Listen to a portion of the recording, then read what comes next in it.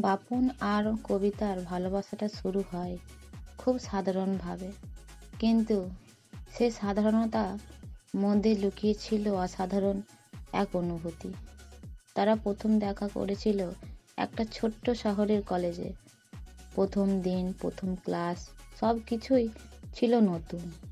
আর সেই নতুনের ভিতরে বাপন প্রথমবার দেখেছিল কবিতাকে। কবিতা ছিল শান্ত স্বভাবের মেয়ে। তার চোখে ছিল এক ধরনের টান, আর মুখে সব সময় একটা মৃদু হাসি। বাপন তখনও জানতো না সেই মেয়েটা একদিন তার জীবনের সবচেয়ে গুরুত্বপূর্ণ মানুষ হয়ে উঠবে। প্রথম দিকে তাদের মধ্যে কোনো কথা হতো না, শুধু দূর থেকে দেখা, মাঝে মাঝে চোখাচোখি, এই পর্যন্ত সীমাবদ্ধ ছিল। কিন্তু ধীরে ধীরে একটা অদৃশ্য টান তৈরি হতে থাকলো। একদিন লাইব্রেরিতে বই খুঁজতে গিয়ে হঠাৎ তাদের কথা হয়। এই বইটা কি তুমি নেবে? কবিতা জিজ্ঞাসা করেছিল। বাপন একটু অবাক হয়ে বলেছিল, তুমি? না, আমি পরে নেব। সেই ছোট্ট কথোপকথনই থেকেই শুরু হয় তাদের পরিচয়। এরপর থেকে তারা মাঝে মাঝে কথা বলতে শুরু করে, ক্লাসের ফাঁকে, লাইব্রেরিতে, কিংবা কলেজের মাঠে বসে। দিন যেতে থাকে আর তাদের সম্পর্ক ধীরে ধীরে গভীর হতে থাকে। বাপন বুঝতে পারে কবিতার সাথে কথা বললে তার মন ভালো হয়ে যায়, আর কবিতাও বাপনের সরলতা আর যত্নে ধীরে ধীরে অভ্যস্ত হয়ে পড়ে।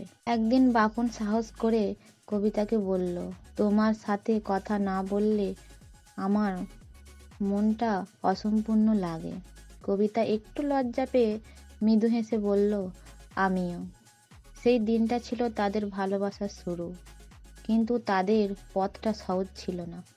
বাপন ছিল সাধারণ ঘরের একটি ছেলে, আর কবিতা ছিল একটু উচ্চ পরিবারের মেয়ে। এই পার্থক্যটা এক সময় তাদের সম্পর্কের মাঝে বাধা হয়ে দাঁড়ায়। কবিতার পরিবার চায়নি সে এমন একজনকে ভালোবাসুক যার ভবিষ্যৎ কখনো স্থির নয়।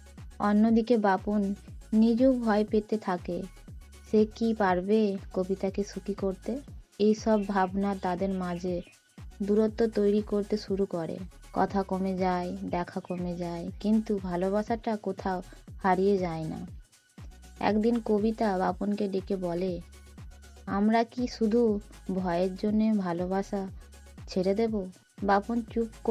বাপন কিছুক্ষণ চুপ করে থেকে বলল, আমি তোমাকে হারাতে চাই না, কিন্তু আমি চাই তোমাকে এমন একটা জীবন দিতে যেখানে তুমি গর্ব করে বলতে পারবে, আমি তোমার। এই কথার পর দুজনে সিদ্ধান্ত নেয় তারা নিজেদের জীবনকে গুছিয়ে নেবে, নিজেদের যোগ্য করে তুলবে, তারপর একসাথে পথ চলবে। বছর কেটে যায়, বাপন কঠোর পরিশ্রম করে নিজের ক্যারিয়ার গড়ে তোলে, আর কবিতাও তার পড়াশোনা শেষ করে নিজের পায়ে দাঁড়ায়। এই সময়টা তারা খুব কমই দেখা করেছে, কিন্তু একে অপরের প্রতি বিশ্বাসটা কখনো নষ্ট হয়নি। অবশেষে সেই দিন আসে যখন বাপন তার পরিবারকে নিয়ে কবিতার বাড়িতে যায়। অনেক কথা, অনেক আলোচনা, কিন্তু এবার আর কেউ বাধা দেয় না, কারণ তারা দেখেছে এই দুই মানুষের ভালোবাসা শুধু আবেগ নয়, একটা দায়িত্ব আর পরিশ্রমের উপর দাঁড়িয়েছিল। বিয়ের দিনটা ছিল খুব আনন্দের, চারপাশে আলো, গান, হাসি, সব কিছু নিয়ে একটা সুন্দর পরিবেশ। বাপন আর কবিতা একে অপরের দিকে তাকিয়েছিল, যেন এতদিনের অপেক্ষা আজ পূর্ণ হলো। বিয়ের পর তাদের জীবন শুরু হয় নতুনভাবে। তারা একসাথে ছোট্ট ছোট্ট সুখ খুঁজে নিয়ে থাকতো। সকালে চা, সন্ধ্যায় হাঁটা, একসাথে রান্না করা, এই সব সাধারণ মুহূর্তেও তাদের জীবনের সবচেয়ে বড় আনন্দ হয়ে ওঠে। তবে জীবন সবসময় সুখের থাকে না। মাঝে মাঝে ঝগড়া হচ্ছে, মতের অমিল হচ্ছে, কিন্তু তারা শিখে গেছে ভালোবাসা মানে শুধু হাসি নয়, একে অপরকে বোঝা, ক্ষমা করা, আর সব পরিস্থিতিতে পাশে থাকা। একদিন সন্ধ্যায়, অনেক বছর পর, তারা দুজনেই ছাদে বসেছিল। আকাশে তারা জ্বলছে, হালকা বাতাস বইছে। বাপন কবিতার দিকে তাকিয়ে বলল, জানো, আমি আজও সেই প্রথম দিনের মতো তোমাকে ভালোবাসি। কবিতা হেসে বলল, আমিও, আর হয়তো তার থেকেও বেশি।